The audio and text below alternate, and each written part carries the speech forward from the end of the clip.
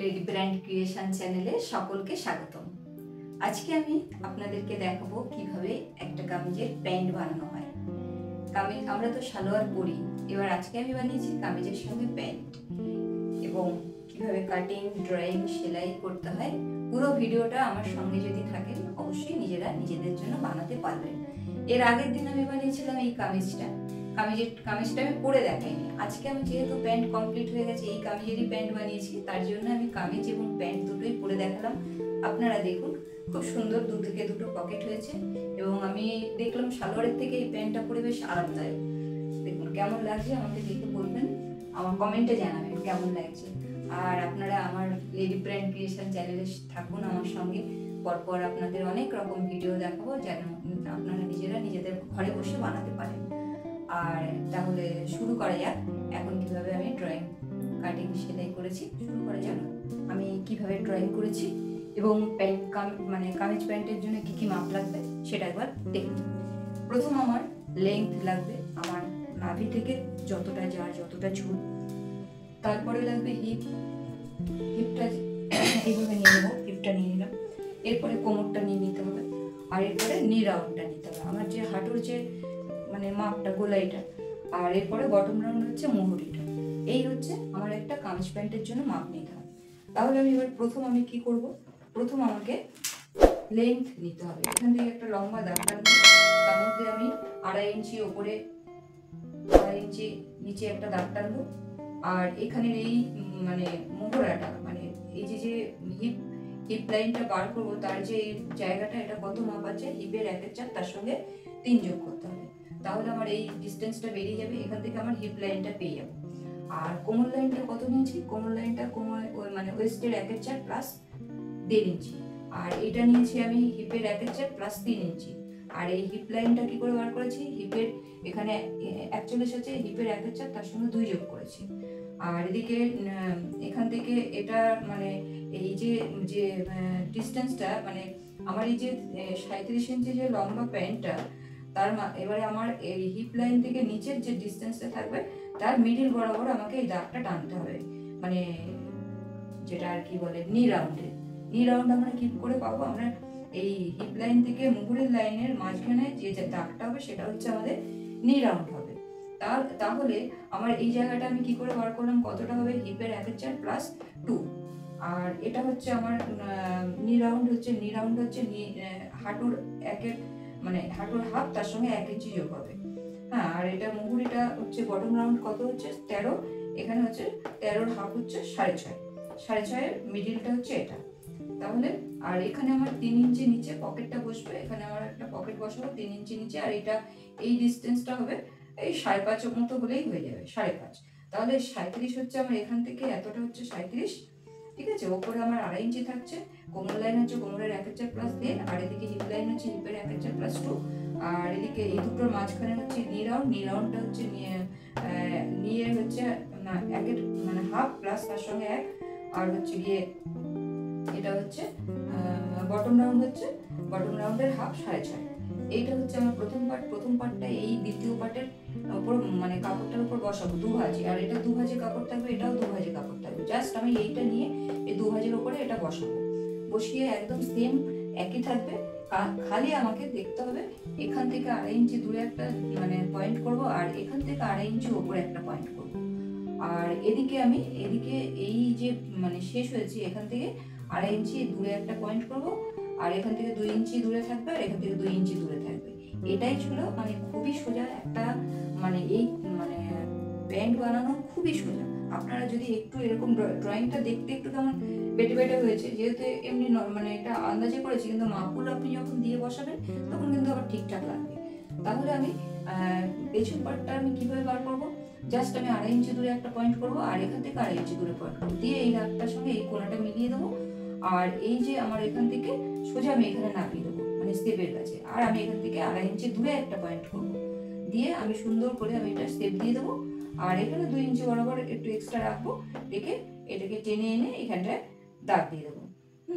এটাই ছিল ড্রয়িং, এবং খুবই সোজা। আপনারা যদি এইটা দেখে, ড্রয়িংটা দেখে নিজেরা বানান, দেখবেন খুব নিজেরাই অবাক হয়ে যাবেন, খুব ভালোভাবে নিজেরা একটা প্যান্ট বানিয়ে নিতে পারবেন।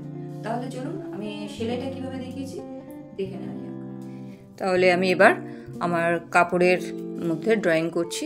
আমার এই কাপড়টা কামিজের সাথেই ছিল, 2 কুড়ি কাপড় ছিল, সেখানে আমি 2 ভাঁজ করে নিয়েছি। তলার দিকে 2 ভাঁজটা নাবিয়ে রেখেছি, এখানে আমি সমান করে নিলাম। এরপরে আমার যেটা মানে 2.5 ইঞ্চি ওপরে পয়েন্ট করে নিয়ে তার তলায় আমি 37 ইঞ্চি আমার যে প্যান্টের লম্বাটা সেটা রাখবো। প্রথমে আমি 2.5 ইঞ্চিতে পয়েন্ট করে আমি বাকি মানে একটা দাগ দিয়ে দিলাম, যার জন্য ওইটা আমার বাড়তি আর কি। এরপরে নিচের দিকে আমি 37-এ পয়েন্ট করব। আর এখানে আমি হিপ কোমর লাইনটা নিলাম, কোমরের 1/4 প্লাস 1.5 ইঞ্চি নিয়ে পয়েন্ট করে নিলাম। যেটা হয় কোমর ওয়েস্ট কত আছে, যেটা আমার ওয়েস্ট আছে 36, তার 1/4, তার সঙ্গে 1.5 ইঞ্চি যোগ করে নিলাম। যোগ করে নিয়ে আমি একটা পয়েন্ট করে নিচ্ছি। এটা আমার কোমর লাইন হয়ে গেল। বাকিটা আমার 2.5 ইঞ্চি ওপরে এক্সট্রা থাকবে। এরবার কোমর থেকে নিচে বটম রাউন্ড পর্যন্ত একটা দাগ টানবো, সেটাই হচ্ছে আমার লম্বা। এবার আমি মোহরাটা মোটামুটি আমি 37-এ দাগ টেনে নিচ্ছি। দাগ টেনে নেওয়ার পরে দাগটা টেনে নিলাম, আর 1.5 ইঞ্চি নিচেও একটা প্লেটের দাগটাও টেনে নিলাম। এরপর আমি এই মানে হিপ লাইনের যে আমাদের যে মোহরাটা সেটা আমি বার করে নিয়েছি, ওটা হিপের 1/4 প্লাস 3 দিয়ে সেখানে আমি হিপ লাইনটা বার করলাম। ওটা হচ্ছে হিপের 1/4 প্লাস 3, যেটা হচ্ছে আমি নিচের যেটা আমি পয়েন্টটা করব, এই যে এই পয়েন্টটা করছি, এই দূরত্বটা হচ্ছে হিপের 1/4 প্লাস 3। এরপর আমি হিপ লাইনটা করলাম। হিপ লাইন হচ্ছে হিপের 1/4 প্লাস তার সঙ্গে 2 ইঞ্চি যোগ করব, যোগ করে পয়েন্ট করে নেব। এরপর আমি কোমর লাইনের ওপর থেকে সমান করে যতটা আমার মানে এসেছে সেইটা আমি দাগ টেনে নিলাম।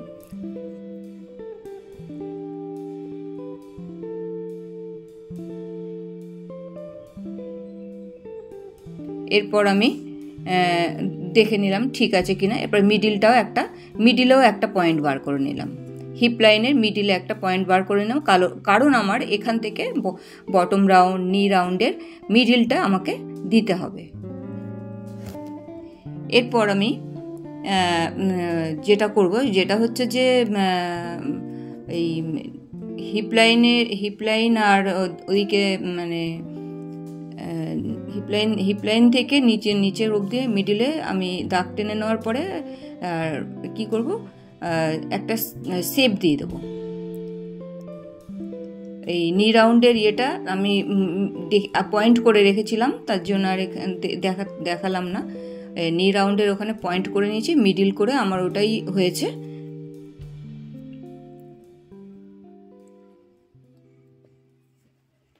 এরপর আমি পয়েন্ট হয়ে গেল, পয়েন্ট করে নেওয়ার পর আমি কাটিং করে নেব। বটম রাউন্ডটা আমার ওই যেটা আর কি 13 আছে, সেখানে আমি 6.5 হবে, সেখানে 3.5, আর ওদিকে হচ্ছে গিয়ে 3.5। 3.5-এর থেকে একটু কম করে মিডিলে করে, আর বটম রাউন্ডেরও নি রাউন্ডেরও মিডিল করে আমি দাগ টেনে কেটে নিলাম। এটা সামনের পার্টটাকে কেটে নিলাম। সামনের পার্টটাও যে কাটা হয়ে গেল। এরপরে আমি আবার যে আমার বাড়তি কাপড়টা আছে সেইখানে এই কাপড়টাকে বসাতে হবে, বসিয়ে নেব। বসিয়ে এরপর আমি সমানভাবে বসিয়ে আমি 2.5 ইঞ্চি উপরে একটা পয়েন্ট করে নিলাম, আর এদিকে 2.5 ইঞ্চি ধারে পয়েন্ট করে নিয়ে, আর এদিকে 2.5 ইঞ্চি শেপের কাছে দিলাম, আর এদিকে 2 ইঞ্চিতে পয়েন্ট করে ওটাকে আমি হাত দিয়ে শেপ দিয়ে দিলাম।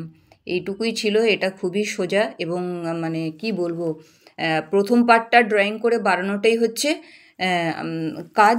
এরপরে কিছুই না, ওর ওপরে বসিয়ে আমি কেটে নিলাম। শুধু ওপরে 2.5 ইঞ্চি, সাইডে 2.5 ইঞ্চি, আর এদিকে শেপের কাছে 2.5 ইঞ্চি দিলেই আমার প্যান্ট হয়ে যাবে। এরপর আমি দুটো মুখ সেলাই করে নিলাম।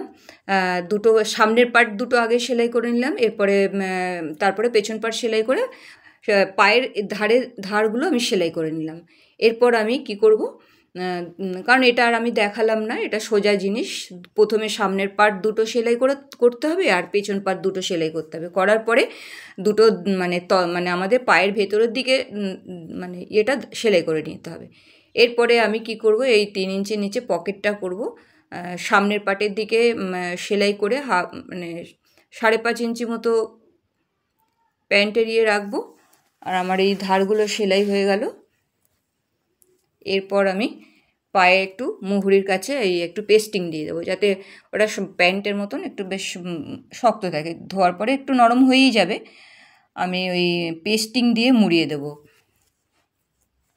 আমরা যেমন বক্রম দিই সেরকমই এটা, যাতে প্যান্টটা মানে নরম না থাকে, একটু শক্ত টাইপের থাকলে দেখতে ভাল লাগবে।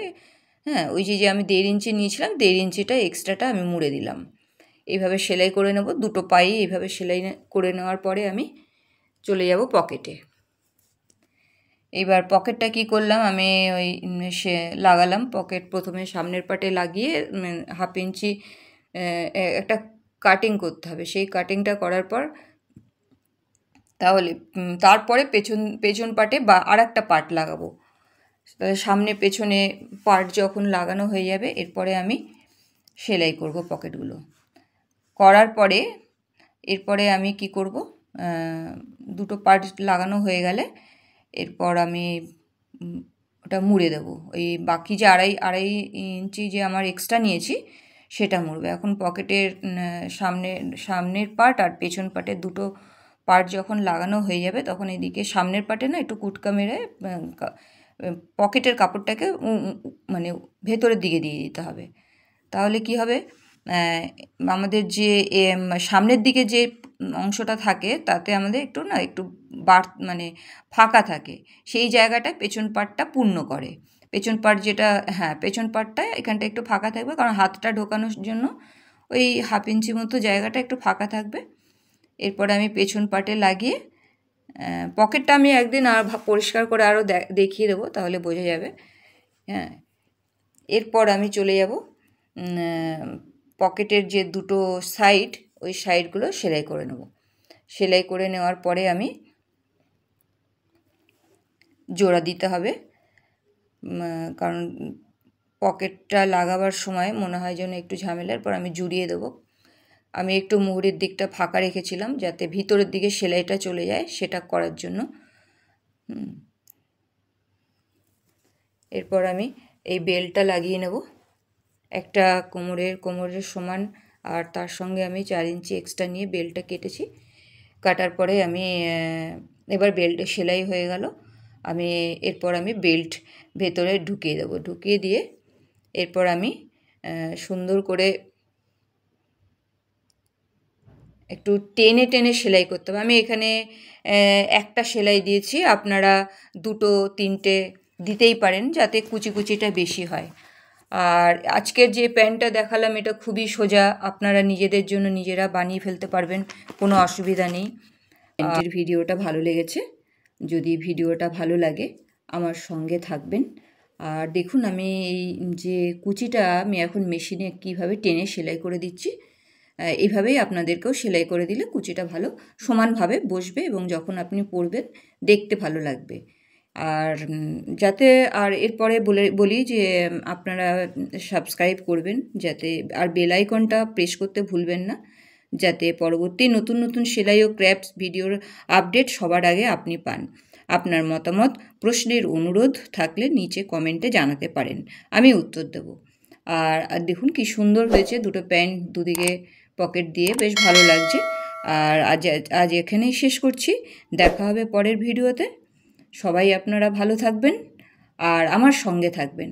আর আমি যাতে আপনারা সঙ্গে থাকলে আমিও খুবই ভালোভাবে অনেক ভিডিও দেখাতে পারবো। আর খুবই ভালো থাকবেন আপনারা। ধন্যবাদ।